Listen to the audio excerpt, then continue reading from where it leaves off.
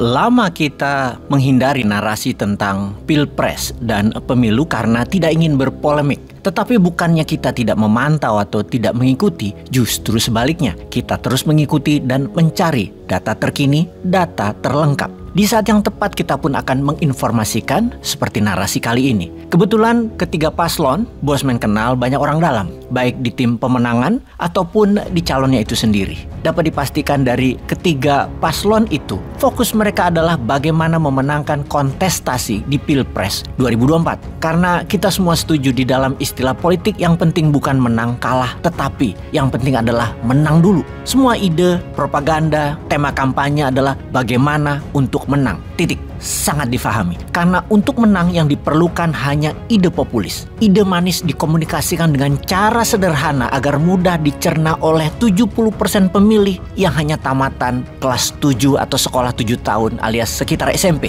Kita juga tahu politisi dimanapun adalah sama. Mereka menjanjikan membangun jembatan meski tidak ada sungainya. Yang herannya lagi, masyarakat ya tetap memilih juga dan percaya juga. Nggak pernah kapok-kapok. Tiap 5 tahun berantem karena pilihan yang beda, kemudian memilih yang menjanjikan jembatan yang tidak dibangun.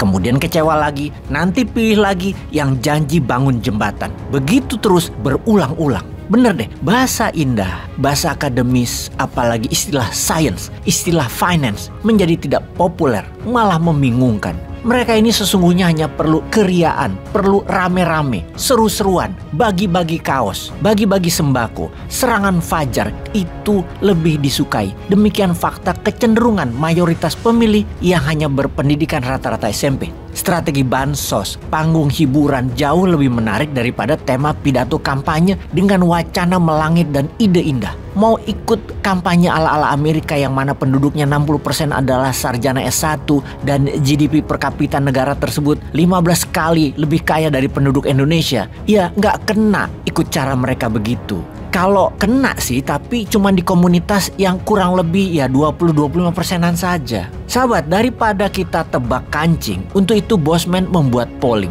Pollingnya menggunakan sosial media seperti Twitter, IG, dan Facebook. Artinya kelas orang yang punya pulsa. Kelas menengah, kelas yang populasinya hanya 25%-an dari mata pilih. Tidak mewakili kelas marginal yang tidak pegang HP, yang nggak punya pulsa, yang hidupnya didukung bansos, pekerja lepas, pengangguran, dan mereka-mereka yang tidak punya pendapatan tetap. Maka kita pun melakukan polling berbasis pertanyaan seperti ini. Apakah pasangan nomor 2 yang incumbent menggunakan strategi menaikkan anggaran Kementerian Pertahanan dan menyebar bansos alat negara sampai bulan Juni tahun 2024 adalah upaya pemenangan yang curang? Hasilnya, jawabannya adalah ya 69%, tidak 17%, biasa saja 14%.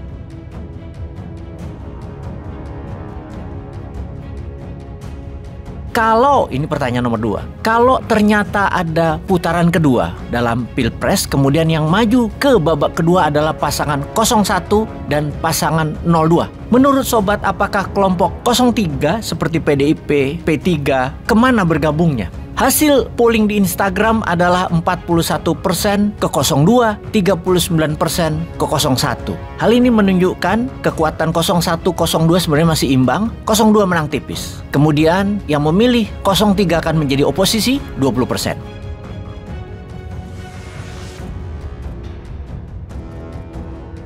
Hasil polling di Twitter 74%, 03 akan merapat ke pasangan 01, 18% merapat ke 02, dan menjadi oposisi 9%.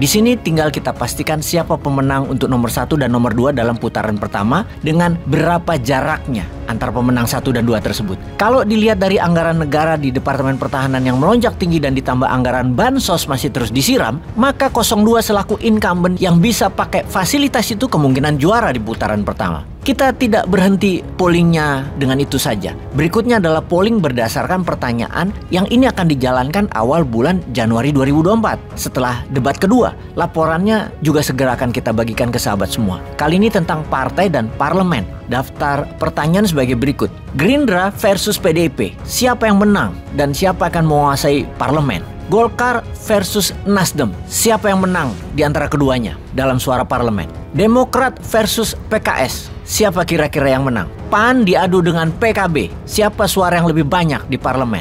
Dan terakhir P3 dengan PSI. Siapa yang bakal menang? Pertanyaan polling ini akan menjawab banyak hal. Misalnya apakah P3 bisa bertahan di parlemen dengan perolehan di atas 4% atau keluar? Apakah PSI akan masuk parlemen di atas 4% suara? Penting untuk mengetahui kekuatan perolehan partai di parlemen karena menentukan gerakan di Pilpres putaran kedua. Kita tunggu hasilnya. Sahabat, demikian informasi sekilas. Kalau sahabat ingin komentar dan bertanya pada polling tersebut, mungkin bisa menuliskannya di kolom komentar. Peace.